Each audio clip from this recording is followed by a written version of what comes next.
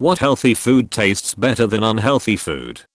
Raspberries right off the vine. They're best enjoyed when you're picking them yourself and you're not allowed to eat them.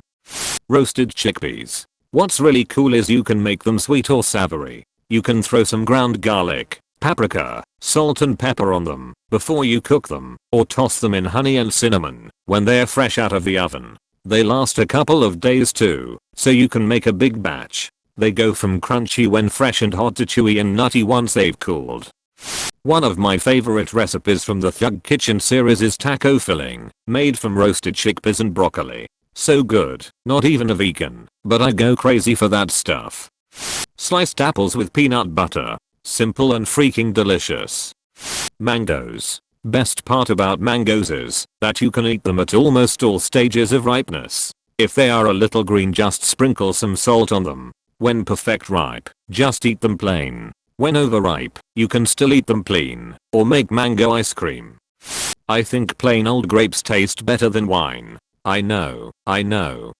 Wine can be healthy if enjoyed properly, but generally grapes are healthier, especially frozen grapes. Turns to tiny yummy slush ice balls. Watermelon. Cold and crispy but full of water and sweet. Nothing worse than a fibry texture watermelon that's like a tad dehydrated. I used to think watermelon was only good cold, but once on a road trip we bought one fresh picked from the field, still warm from the sunshine. Sat on the curb and cracked that thing open with a pocket knife and just tore off chunks with our hands. It was warm and sweet and so juicy. Super messy and took a bit to clean the kids up, but honestly one of the best things I've ever eaten. Hummus, the food of the gods. I will fight people for hummus. That tea's heavenly. Anyone out there have a really good, easy hummus recipe they'd like to share? Mash some chickpeas, add a bit of olive oil and tahini paste, stir. Done. Optionally add garlic, lemon, salt, paprika, or any combination of these. Avocado toast is like a cheat. Healthy, delicious and easy to make. My recipe: toast the bread, mash/slice the avocado, add it on the toast with garlic, salt and Cajun seasoning. Avocados. They're good with a lot of different foods, healthy or unhealthy. If and only if prepared correctly. Tofu. I really love some tofu dishes. There's so many things to do with it, but like any food, if it's not prepared and seasoned right, it tastes like rub. Asparagus. Little bit of vegetable oil, lemon juice, and garlic roasted in a pan or grilled, and those little spears are delightful. Apples. Sometimes I try an apple that's so sweet, delicious and flavorful that I have to stop for a second and be like, yo, is this really okay? I feel like I'm food sinning, but I know I'm not. Love me some crunchy apples. I found that what counts as healthy against unhealthy is a very fine blurry line. First, you should acknowledge that what experts are claiming as the truth today is most probably bullshit. I'm almost 40 and all my life I read about studies after studies, each debunking the previous one.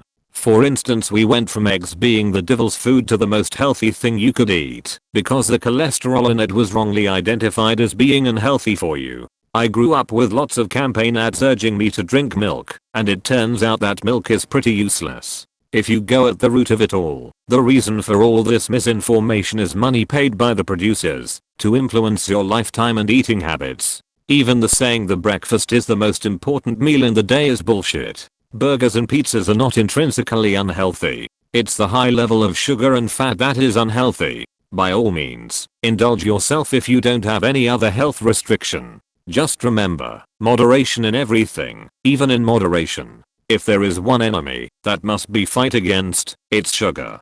Especially in the USA for many complicated reasons linked to their economy. It's the main reason why you gain weight, way more than fat. The reason why most people think it's the opposite is kind of infuriating, also linked to big business. The main reason why it's worst, though, it's because it creates an incredible strong dependence in your brain, stronger than heroin's according to stats. If you want to make a very big impact on your health, stop eating sugar and try to replace it by something else. It's hard because you'll find that you'll start craving for it in one form or another.